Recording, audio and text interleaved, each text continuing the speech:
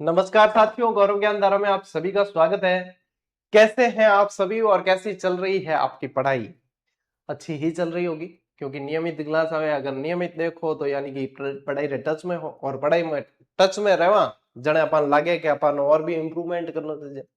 अपनी कमियां अपने को पता चलती है और अपन उनके ऊपर वर्क करते हैं और बेहतरीन करते हुए चले जाते हैं आगे, और जो बेहतर से बेहतरीन की ओर बढ़ जाता है निश्चित रूप से सिलेक्शन ले लेता है। अब टाबरो यूं है कि कक्षा 10 री जो क्लास है, अध्याय 5 पांचवा चल रहा है। इसमें चित्रकला की ये अंतिम क्लास है। चित्रकला के बाद यानी कि कल से आएगी आप लोगों की लोक कला की क्लास है। ठीक है, लोक कलाएं क्या है? अरे ये जैसे फड़ हो गई, फड़ चित्रण है, मांडने हैं, ठीक है, ये सारी जो चीजें आती है आप लोग के लोक कला के अंदर आ जाती। सांझी चित्रण वगैरह ये भी लोक कला के अंदर आ जाती है, और लोक कला से भी बहुत शानदार प्रश्न आप लोगों के बनते हैं। लोगों द्वारा की गई कलाएं, लोक कलाएं।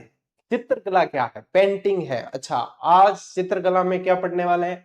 आज पढ़ने वाले हैं अपन अलवर, अलवर शैली स्पेशली पढ़ने वाले हैं। और अलवर के अलावा अपन पढ़ने वाले हैं शेखावाटी के पढ़ा। शेखावाटी, शेखावाटी में स्पेशली आप लोग क्या पूछे? भित्ति चित्रण पूछे। क्या पूछे? भित्ति चित्रण स्पेशली शेखावाटी के प्रसिद्ध है। ये भी ढूंढाड़ स्कूल के अंतर्गत ही आती है अलवर शैली भी। कल अपन ने ढूंढाड़ शैली के अंदर जयपुर की चित्रकला शैली पूरी पढ़ ली, और जयपुर के ठिकाना शैली जो है वो भी पढ़ ली थी। आज अलवर चलते हैं, करें शुरू? ठीक है, चलिए शुरू करते हैं। देखो टावरों, अलवर में जो है नहीं, पेंटिंग में यदि थे देखो कि स्वतंत्र अस्तित्व कद आयो, तो अलवर शैली जो है सन 1775 ईस्वी में जयपुर से अलग होकर राव राजा प्रताप सिंह के समय स्वतंत्र अस्तित्व में आ गई थी। यानी कि पहले जयपुर का ही हिस्सा थी, और फिर 1775 ईस्वी के अंदर ये जयपुर से अलग हुई है।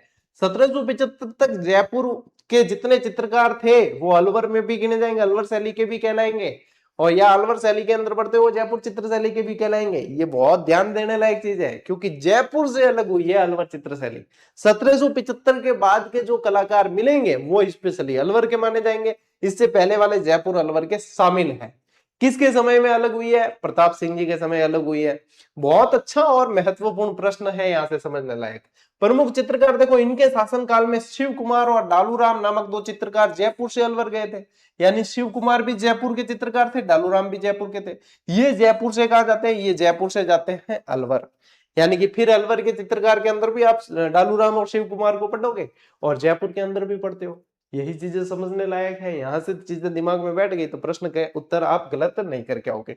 प्रारंभिक उत्कृष्ट चित्र देखो, राजगढ़ के किले के शीश महल में अंकित भित्ति चित्र दीवारों पर बने हुए उन्हीं के समय में बने थे। किसके समय? ये जो शिव कुमार डालूराम गए हैं। ये भित्ति चित्र अलवर शैली के प्रारंभिक सर्वोत्कृष्ट चित्र है।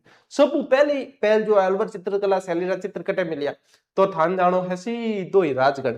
कहा जाना? राजगढ़ के किले के अंदर ये जो भित्तों पे बने हुए हैं, भित्तों पे बने हुए इसलिए भित्ति चित्र कहते हैं। ठीक है, तो ये ध्यान रखना है। प्रताप सिंह जी के समय शिव कुमार और डालूराम ये जाते हैं अलवर। फिर अलवर चित्रकला शैली का विकास यहीं से शुरू हो जाता है। स्क्रीनशॉट लो। देखें, चित्रकला की शुरुआत के अंदर देखोगे तो राजमहल के अंदर शीश महल का चित्रण कराकर बख्तावर सिंह ने यहाँ चित्रकला की शुरुआत की। अब शीश महल ये गए हैं, शिव कुमार और डालूराम गए, लेकिन शीश महल के अंदर जो चित्र बनाए वो बख्तावर सिंह जी के समय बने हैं, और उस समय से चित्रकला की शुरुआत हो गई।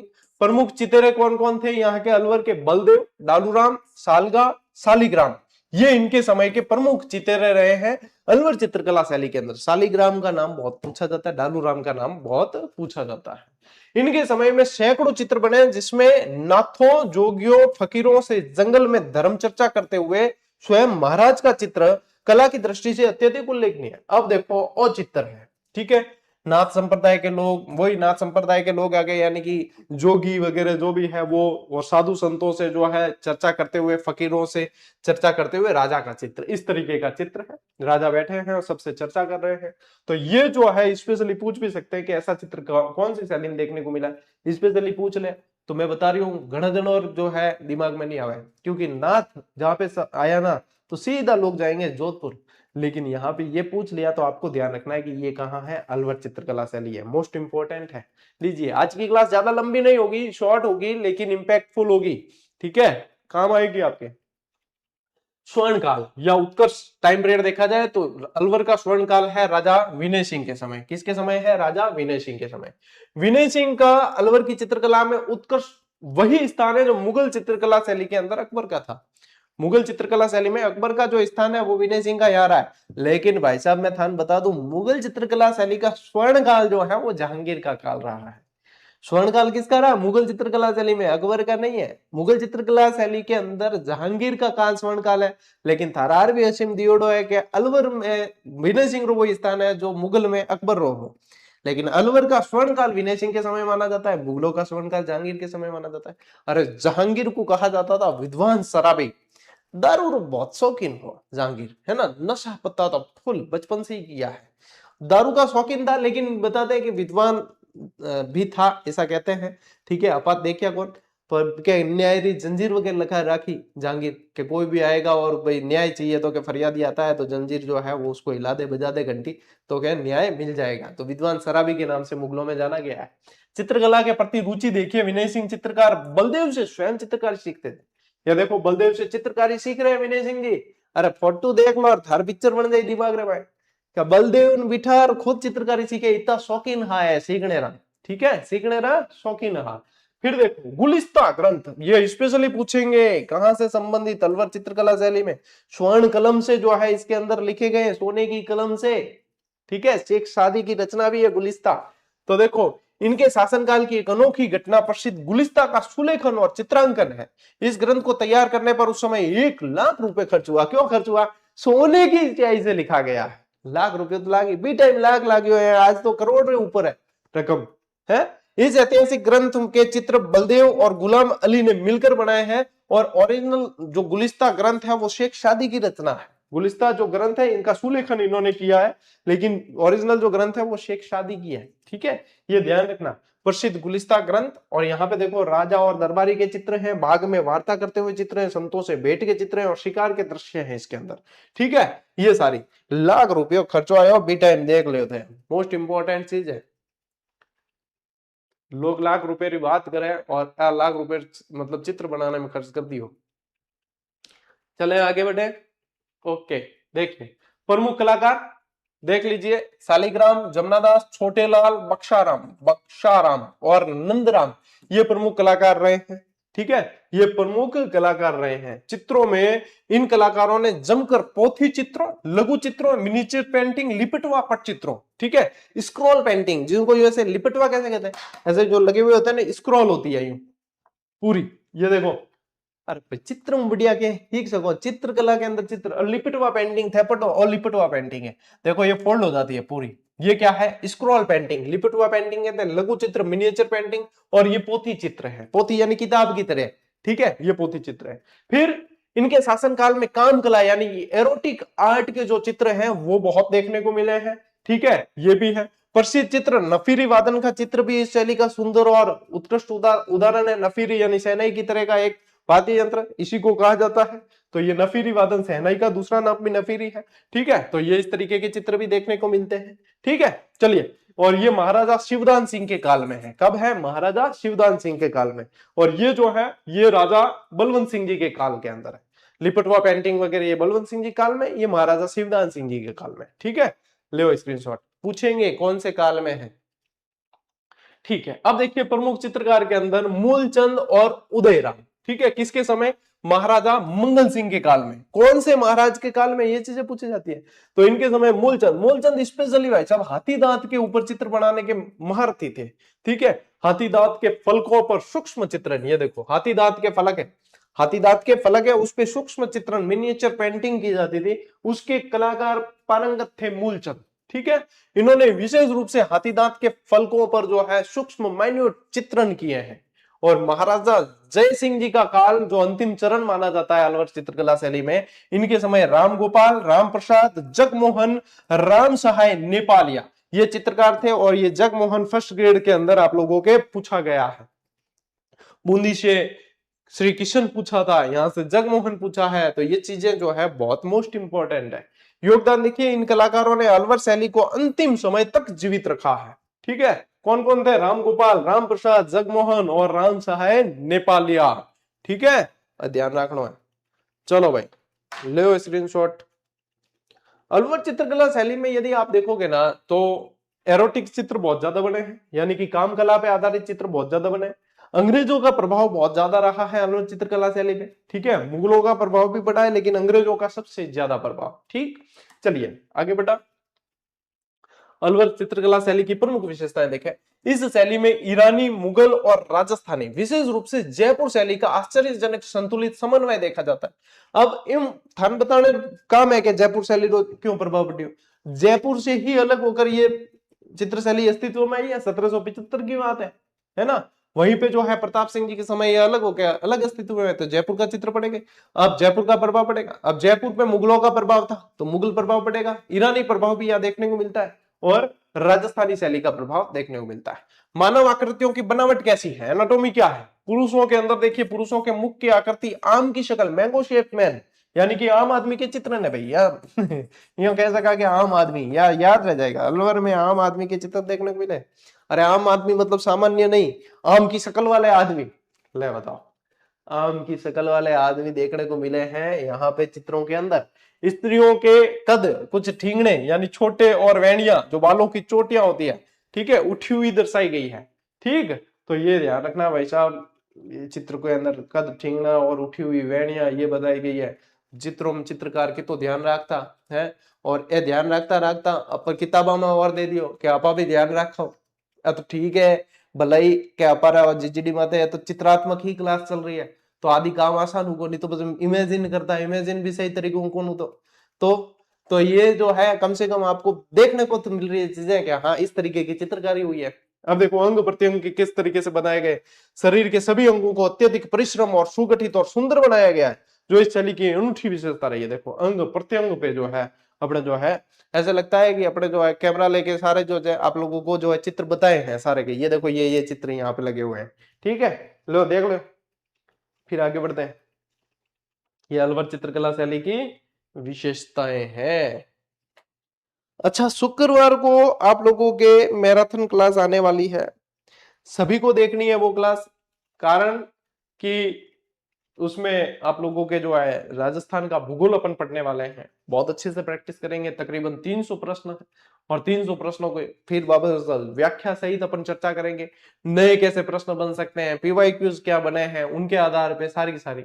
कुल मिला के बहुत एनर्जेटिक सेशन रहने वाला है जिसमें आप लोग बहुत कुछ सीखने वाले हैं। दोपहर 2 बजे से अपन शुरू करेंगे, तो जितनी गृहिणियां, माताएं, बहनें हैं वो भी तब तक क्या है फ्री हो जाती है। जितने पुरुष है या भाई बंधु जो भी है तो वो भी लाइब्रेरी वगैरह पहुंच जाते हैं। और दोपहर का टाइम है, कहीं बाहर जाओगे नहीं, घर पे ही रहोगे या कमरों में रहोगे, एसी में या कूलर में या पंखे में कहीं बैठे होंगे व्यवस्थित, है ना। तो क्या होगा कि आप लोगों की अटेंडेंस जो है व्यवस्थित क्लास पे देखने को भी मिलेगी और फ्री टाइम है 2 से 6 बजे तक अपन जो है उसको लगभग पूरी कर देंगे, तो 6 बजे बाद पाछा है फ्री। तो लगभग टाइमिंग बहुत सही रखी है। हाँ, दोपहर यदि सोने की आदत है तो त्याग दीजिए, क्योंकि आराम और नींद तभी अच्छी है जब आप लोगों ने सक्सेस प्राप्त कर लिया। अब देखो इनकी विशिष्ट यदि फीचर्स देखें और विशेषताएं देखें तो वैश्याओं के चित्र बहुत देखने को मिले। राजस्थान की सभी शैलियों में वैश्याओं यानी गणिकाओं के चित्र केवल अलवर शैली में ही बने मिले हैं। वैश्याओं के, गणिकाओं के चित्र बहुत ज्यादा देखने को मिले हैं। ठीक है, तो ये ध्यान रखें। वसलियों का निर्माण, वसलियां यानी कि क्या होते हैं, यानी कागज की परतों को जोड़कर बनाया गया मोटा पन्ना, कैनवास कह सकते हैं जिसको अपन, ठीक है, वो जोड़कर एकदम मोटे जो बनाते हैं उनको बोलते हैं कैनवास। कैनवास पेंटिंग जो होते हैं वो वसलियों का जो है वो निर्माण किया गया है। और अलवर शैली की निजी यानी कि खास विशेषता रही है। 2 मुख्य विशेषताएं ध्यान रखनी है। वैश्याओं के चित्रण, वैश्याओं के चित्रण आएंगे तो काम कला पे आधारित चित्रण आएंगे, अश्लील चित्र आएंगे, और कैनवास चित्रण वो भी यहाँ की विशेषता रही है। लो स्क्रीनशॉट। फिर देखिए उनियारा शैली। अब अलवर चित्रकला शैली पूरी होगी। उनियारा शैली ये भी ढूंढाड़ स्कूल का हिस्सा है। उनियारा कहां पड़ता है, टोंक के अंदर पड़ता है, ये भी ढूंढाड़ स्कूल के अंतर्गत आता है। ऐतिहासिक विकास और आश्रयदाता देखें तो नरू का ठिकाने के वंश, नरू का ठिकाने के वंश ने इस चित्र शैली का विकास का मार्ग प्रशस्त किया है। और शासक कौन, राव राजा सरदार सिंह ने इस शैली को आगे बढ़ाया और कई कलाकारों को आश्रय दिया है। उनियारा के सरदार सिंह, नरू का ठिकाना है। ठीक है, अब 1857 की क्रांति जद बढ़ा, जद भी अपा वही बढ़ा, ठीक है, जब वो लावा टोंक में पढ़ाना बी टाइम तो बी में ही वही पढ़ा अपन नरू का ठिकाना है, ठीक है। यहाँ पे अब यहाँ पे चित्रकार कौन कौन है, धीमा है, मीर बख्श है, काशी है, रामलखन है और भीम है। ये सारे इनके चित्रकार रहे हैं उनियारा चित्रकला शैली के, ठीक है। धीमा और मीर बख्श स्पेशली ध्यान रखना है। प्रसिद्ध चित्र और कलाकार प्रभाव देखें तो सर्वोत्कृष्ट चित्र जो यहाँ पे देखने को मिला है वो राम सीता का है, ठीक है। सर्वोत्कृष्ट चित्र वो राम सीता लक्ष्मण और हनुमान का चित्र है, इस शैली का सबसे उत्कृष्ट चित्र है। यह कलाकार मीर बख्श द्वारा तैयार है। किसके द्वारा, मीर बख्श। राम सीता लक्ष्मण और हनुमान जी का चित्र बना हुआ है जो सबसे बेस्ट है, मीर बख्श ने बनाया है। शैलियों का प्रभाव देखिए, उनियारा शैली पर बूंदी शैली और जयपुर शैली का समन्वित यानी मिला जुला प्रभाव देखने को मिलता है। उनियारा टोंक यानी कि जयपुर के पास पड़ता है, इधर देखोगे तो बूंदी के पास पड़ जाएगा, तो मिक्स मिला जुला प्रभाव यहाँ पे देखने को मिलता है। आसपास का प्रभाव आता ही आता है, ठीक है। तो ये ध्यान रखना है। लीजिए स्क्रीनशॉट। अब देखिए शेखावाटी के चित्रांकन। शेखावाटी में यदि आप देखोगे ना तो स्पेशली आप लोगों को भित्ति चित्रण देखने को मिलेंगे, ठीक है। भित्ति चित्रण देखने को मिलेंगे और उनके प्रमुख स्थान भी ध्यान रखने। अब देखिए शेखावाटी के भित्ति चित्र यानी दीवारों पर की गई पेंटिंग पर सर्वाधिक प्रभाव किसका है, जयपुर शैली का देखने को मिला है। समय कौन सा है, 19वीं सदी के मध्य से लेकर 20वीं सदी। मोस्ट इंपॉर्टेंट कर देना, आज दिन तक समय नहीं पूछा, लेकिन आने वाले समय में जब सुमेलित वाले या ऐसे 3-4 लाइन वाले प्रश्न बनेंगे तब उसमें एक आध लाइन बीच में डाल दी जाएगी, वहीं पे विद्यार्थी कंफ्यूज होंगे क्योंकि ध्यान यहाँ पे नहीं देते। 19वीं से 20वीं सदी ये ध्यान रखना है आपको, ठीक है। आश्रयदाता देखिए, शेखावाटी के श्रेष्ठी जनों, श्रेष्ठी जन कौन होते थे, जो धनी होते थे, व्यापारी होते थे, महाजन होते थे, जिंगे बाड़े उधार रुपया ले सकता आप है, मुड़ी मत लेता ना, मतलब ब्याज पे रकम ले लेते, तो महाजन वगैरह वो उनके समय। तो उनके समय जो है विशाल हवेलियां निर्मित करवाकर इन्होंने इस पर भित्ति चित्रण कला को अत्यधिक प्रोत्साहन दिया है। यदि आप जैसलमेर भी जाओ घूमने तो वहां पे भी जो सालिम सिंह की हवेली है और भी दूसरी जो हवेलियां हैं वहां पे भी आप देखोगे बहुत शानदार नक्काशी की गई है। अच्छा, हवेलियां किसने बनाई, वही श्रेष्ठी जन, व्यापारी, महाजन जिनको कह दिया, वो सारे जो है उन्होंने हवेलियां वगैरह बनवाई। अरे हवेली बनाना किन काम है, थारो और मारो काम है नहीं, क्यों में लागे भाई रकम लागे, तो रकम में क्या है, महाजन वगैरह बाणे पाड़े पया हा बीटे, तो उन्होंने जो है हवेलियां बनवाई शानदार। और शेखावाटी के अंदर भाई साहब हवेलियां बहुत बनी हुई, यानी शेखावाटी के लोगों के पास में बहुत सारा पैसा था, ठीक है। बहुत हवेलियां है यार। देखिए मुख्य भित्ति चित्रण कहाँ देखने को मिलता है, नवलगढ़, रामगढ़, फतेहपुर, लक्ष्मणगढ़, मुकुंदगढ़, मंडावा, बिशौ, यहाँ सब जगह हवेलियां हैं, है ना। हवेलियों का स्वर्ग है ये एक तरीके से, यहाँ सब जगह हवेलियां और हवेलियों के अंदर है भित्ति चित्रण, इसलिए भित्ति चित्रण के लिए शेखावाटी सबसे अव्वल नंबर पे रहता है। लीजिए स्क्रीनशॉट। देखो open art gallery, most important कर देना सबसे पहले तो इसे, ओपन आर्ट गैलरी को प्रश्न बनता ही बनता है। इस अनूठे और विश्व प्रसिद्ध भित्ति चित्रों के कारण शेखावाटी क्षेत्र को ओपन आर्ट गैलरी कहा जाता है, कि जहां जाओ आपको भित्ति चित्रण देखने को मिलेंगे, हवेलियों पे देखने को मिलेंगे, दीवारों पे देखने मिल रही हैं, तो इसको कह दिया ओपन आर्ट गैलरी। शेखावाटी हवेलियों की चित्रात्मक विशेषताएं क्या है, मुख्य द्वार और गवाक्ष, देखो बड़े बड़े हाथी और घोड़े, चौबदार यानी कि द्वारपालों तथा चवर धारनियों का अंकन देखने को मिलता है। ये देख लो मुख्य द्वार पे क्या है, बड़े बड़े जो है हाथी देखने को मिलेंगे, चवर जो है डोरे हैं वो देखने को मिलेंगे।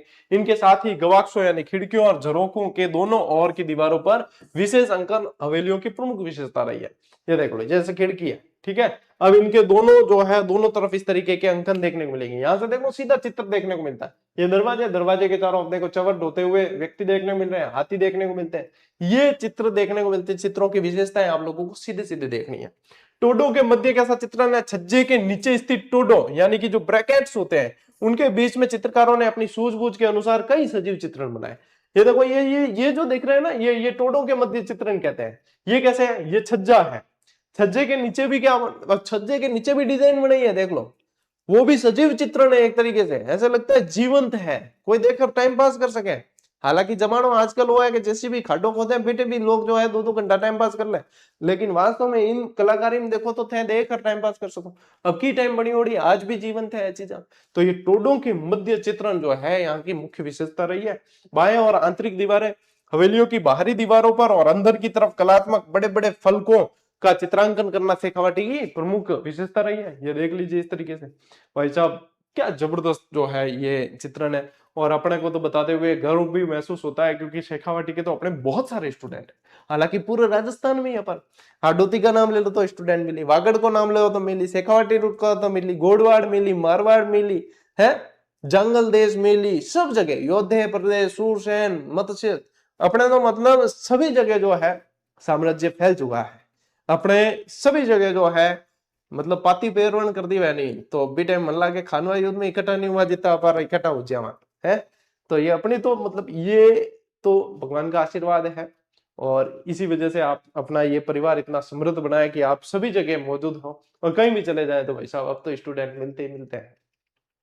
शेखावाटी में पर घने स्टूडेंट है। और बताइए कमेंट में थे, कमेंट पढ़ जो क्या हाँ सर हमारे यहाँ पे ये कलाकारी देखने को मिल रही है, जो अपने को नहीं भी बताया ना वो भी ये स्टूडेंट जो है कमेंट कर करके बताते हैं, बताएंगे बताना आप क्या हाँ ये चीजें हैं कैसे है। बहुत सारी बहनें भाई अपने जो पढ़ रहे हैं यहाँ से, लीजिए screenshot.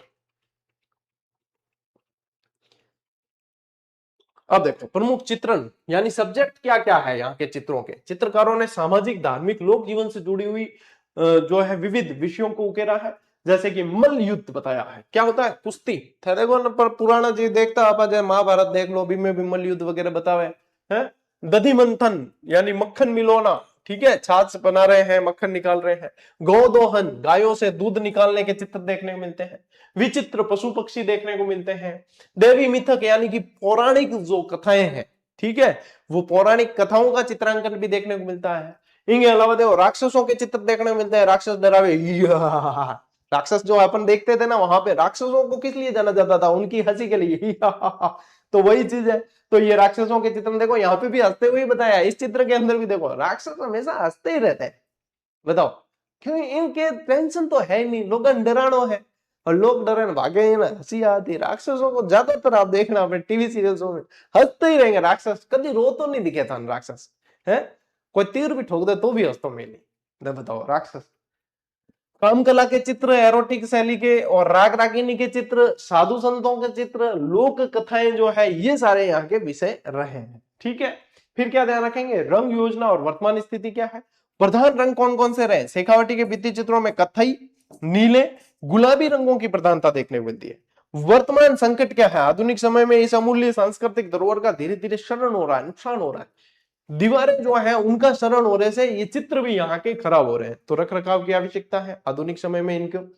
Shekhawati हवेलियां open art gallery के रूप में जानी जाती है, तो बता दिया। संरक्षण का सराहनीय प्रयास किसने किया है, फ्रांस के नदीन ला प्रिंस जो है फतेहपुर की हवेलियों के भित्ति चित्रों के संरक्षण यानी रख रखाव और पुनर्निर्माण के संदर्भ में सराहनीय कार्य करके एक अनूठी इन्होंने मिसाल पेश किया कि संरक्षण के लिए भी जो है इन्होंने तो प्रयास किए हैं, लेकिन ज्यादा संरक्षित तभी हो सकता है जब आसपास के लोग जो है जागरूक रहेंगे। ये हमारी विरासत है, ये हमारी धरोहर है, इनसे हमारी शेखावाटी की पहचान है, तो इसको संजो कर रखना, इसको सहेज कर रखना और आने वाली पीढ़ियों को सौंपने के लिए बिल्कुल सुरक्षित रखना, ये हमारी जिम्मेदारी है।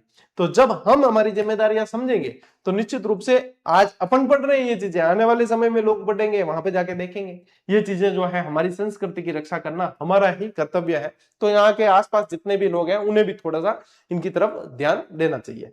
चलिए स्क्रीनशॉट लीजिए, आगे बढ़ते हैं। और इसी के साथ भाई साहब आपकी ये क्लास पूरी हुई, शॉर्ट एंड स्वीट है, कहीं भी बीच में अपन ने कोई गप्पे वप्पे नहीं लड़ाई है, बातें नहीं की है, जो क्लास के लिए जरूरी थी वही की है। तो 24-25 मिनट के अंदर आप लोगों की ये टॉपिक तकरीबन पूरा हो गया है। अच्छा लिखने बैठिएगा तो आपको लगेगा 1 से 1.5 घंटा आराम से लगेगा, नोट्स बनाओगे तो इस तरीके से ही अपन जो है हर एक चीज को समझ के पढ़ के आगे चलने वाले हैं। अब टाबरो यहाँ है, चित्रकला होगी पूरी। अब कल आएगी लोक कला की क्लास, ठीक है, तो लोक कला की क्लास आएगी। और आप लोगों को बता दूं, देखो टॉपिक वाइज टेस्ट सीरीज सारी आपको जीजीडी ऐप पे दे रखी है, अभी से प्रैक्टिस करना, क्योंकि 7 से 8 हजार प्रश्न है इनके अंदर। आप सोचोगे कि एग्जाम आने पे हम प्रैक्टिस करेंगे, नहीं हो पाएगा, फिर कई सारे टेस्ट स्किप करने पड़ेंगे, कई नई जानकारी मिलेगी तो याद नहीं कर पाओगे, ये चीजें हैं। जो सेकंड ग्रेड की तैयारी कर रहे हैं उन बच्चों के लिए दोपहर को एक वीडियो बनाकर मैंने दे दिया था, वो ये था कि वरिष्ठ अध्यापक जीके के मॉडल पेपर इससे बेहतरीन और शानदार कंटेंट के साथ और नहीं मतलब मिल सकता है, इसका कोई कंपैरिजन नहीं है, इतनी इसके अंदर मेहनत की गई है। अब क्यों कैसे, वो विमोचन वाला वीडियो देखिए, उसके अंदर सारी डिटेल बताई है। तो जो सेकंड ग्रेड की तैयारी कर रहे हैं आप में से, जीके के लिए ये 10 मॉडल पेपर है, इनको मिस नहीं करना है, पढ़ना ही पढ़ना है, ये समझ लीजिए। और इसको पढ़ लिया, कॉन्फिडेंस लेवल बहुत ज्यादा आप लोगों का बढ़ेगा, क्योंकि व्याख्या शानदार दी गई है। आप लोग सही जज कर पाओगे अपने आप को, क्योंकि आंसर पीछे दिए हैं, व्याख्या पीछे दी है, सामने नहीं दी है। तो एकदम सही तरीके से जो प्रैक्टिस होनी चाहिए वो इसके अंदर शामिल की गई है। तो आज के इस सेशन में साथियों इतना ही। अब मिलते हैं अपन अगले सेशन में, अगले वीडियो में। तब तक के लिए राम राम, जय हिंद।